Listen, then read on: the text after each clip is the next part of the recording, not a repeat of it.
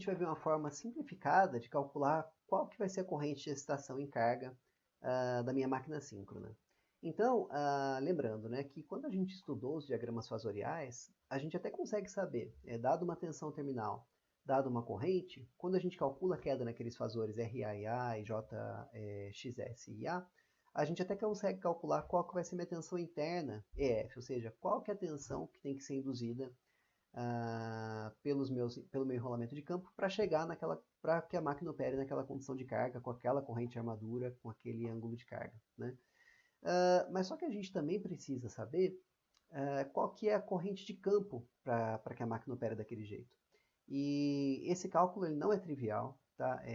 Tem uma série de estudos sobre isso, inclusive teve uma iniciação científica que eu orientei acho que uns 2 anos atrás sobre isso. Quem tiver curiosidade também eu posso disponibilizar o relatório final dessa iniciação científica, que estudou aí vários métodos diferentes, né, para fazer isso. Mas a gente vai apresentar aqui um método simplificado que fornece uma aproximação, então, para calcular qual que é essa corrente de campo, então, que vai corresponder para a gente uma tensão interna para que a máquina opere numa condição de carga específica. Então, a primeira coisa que a gente tem que entender é como que a máquina vai operar em carga, né? Então, qual que é o passo a passo para que a máquina chegue em carga? Então, primeira coisa que a gente faz, bota a máquina para rodar na velocidade nominal, e aí a gente vai mexer na corrente de campo dela até que ela chegue, então, na tensão nominal, né? Aí depois a gente vai fazer a sincronização com a barra infinita. Então, a gente vai fazer todo aquele procedimento de sincronização que a gente já viu na aula passada. E aí, o que vai acontecer? Quando a máquina estiver sincronizada com a barra infinita, lembrem-se que a tensão no terminal dela vai continuar sendo a tensão da barra infinita. E a frequência também vai continuar sendo a frequência da barra infinita. Ou seja, quando ela sincroniza com a barra infinita tem uma inércia tão grande que mesmo que eu mexa em características da máquina, eu não vou mexer mais na tensão terminal, né? Então, se eu mexer na corrente de campo depois que a máquina foi sincronizada, eu não vou aumentar a tensão terminal, né? Mas o que vai acontecer é que eu só vou aumentar a minha corrente de armadura. Então, lembre-se daquele mecanismo que eu expliquei para vocês, que é o diagrama fasorial, né? É como se naquele mecanismo meu VT tivesse travado, né? E aí, aumentando o meu EF, eu só então estico meus fasores de RA e A e JXS e A, consequentemente esticando e mexendo no ângulo do meu IA. Depois dá uma olhadinha naquele aplicativo que eu comentei com vocês, para ver esses diagramas fasoriais, que acho que vai clarear o que eu quero dizer aqui, tá? E aí, essa tensão interna, como a gente falou, a gente vai ter uma variação dela, né? E aí, o que vai acontecer? Ela vai variar em função dessa corrente de excitação, não mais com a característica da curva em curto, perdão, da curva em vazio. Porque a gente não vai mais ter uma condição diferente de saturação na máquina à medida que a gente excitar mais ou menos. Porque o fluxo resultante nela já vai estar meio que travado, pelo fato da minha tensão VT terminal estar travada, né? Então, como esse fluxo resultante vai estar constante, mais ou menos constante, tá?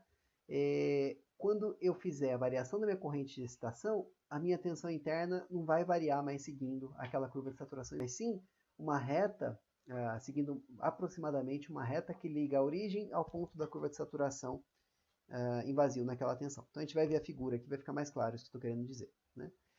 E aí, essa reta que liga a origem da curva de saturação ao ponto da saturação da tensão em vazio naquela tensão, a gente define como linha de entreferro modificada. Então, aqui a gente tem as nossas curvas, né, da máquina. Então, a curva de saturação aqui, a nossa curva de curto aqui, né, que a gente estudou no outro vídeo. E aí, o que vai acontecer, então? Essa máquina, por exemplo, era uma máquina que a tensão nominal era de 14 kV. Né? Então, esse ponto aqui é o ponto, então, em que você tem a tensão nominal na curva de saturação em vazio. E aí, quando a máquina, então, tiver ligada na barra infinita, uma barra infinita de 14 kV, a minha condição de saturação vai ser sempre constante. Então, a hora que eu aumentar a minha tensão interna, a relação entre a tensão interna e a minha corrente de campo, ela vai ser, então, seguindo essa reta aqui. Então, na prática, como é que eu calculo, então, essa corrente de excitação em carga? A primeira coisa, eu tenho que conhecer qual que é essa reta, essa característica dessa reta, né? Aí depois, conhecendo a carga, que vai me dar uma corrente de armadura com o módulo dela e a fase, né?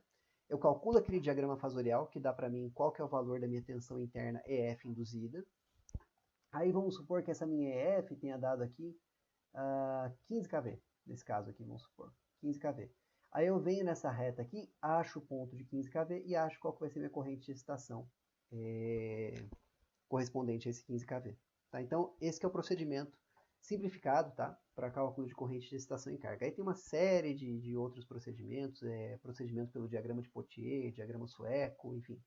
Tem uma série de detalhes aí sobre isso, porque essa aproximação, né, de que a condição de saturação vai ser constante e tal, não é bem isso aí, tá? Mas, enfim, para fins aqui da nossa disciplina de graduação, essa aproximação aqui é bem aceitável, tá? É bem razoável, tá? E quem for se aprofundar mais, aí depois estuda essas coisas com mais detalhes, tá? E também estou à disposição, se alguém tiver curiosidade, só falar comigo, que eu explico um pouquinho melhor, tá? Com mais detalhes. Então é isso. E aí que a gente vê aquilo que eu comentei anteriormente, de qual que é a vantagem de você trabalhar com essas curvas todas no sistema PU, né? Porque percebam o seguinte, essa linha de entreferro modificada, aqui ela é uma reta que passa no ponto 00 e no ponto 14 kV e, sei lá, perto de 200 amperes aqui de corrente de excitação, né? Mas se eu tivesse no sistema PU, a tensão nominal da minha máquina aqui, né? Falando em tensão de fase, seria exatamente um PU aqui, né? Se eu estivesse traçando isso aqui em tensão de fase. Então, esse ponto teria a coordenada vertical 1 PU. E lembrem-se lá como que eu defini minha corrente de excitação em vazio, que era a corrente de excitação tal que na curva característica em vazio, a tensão terminal da máquina é 1 PU. Ou seja, seria essa corrente de excitação que está aqui. Então, com isso, a coordenada horizontal desse ponto também seria 1 PU. Ou seja, esse aqui seria o ponto 1, se eu estivesse traçando essa curva em PU. Esse aqui é o ponto 00, então essa reta aqui, na verdade, é uma reta de inclinação unitária, né? Então, quando eu trato meu sistema em PU, se na hora de eu fazer meu diagrama fasorial, eu chegar à conclusão de que a minha tensão interna é 1.2 PU, né? Minha tensão EF é 1.2 PU, na hora que eu fizer VT, dependendo se é motor ou gerador, mais ou menos RAIA, mais ou menos JXSIA, né? Eu vou ter um valor de EF, e se der um valor qualquer em PU, eu sei que o IF é igual ao EF, porque essa reta está passando no ponto 1, 1. Tá? Então, essa é a grande vantagem de trabalhar no sistema PU, e esse é o motivo pelo qual eu defino minha corrente de excitação em PU como sendo a corrente de excitação tal que a tensão terminal na curva de saturação e vazio é igual a 1 PU. Tá? Então é isso aí, gente.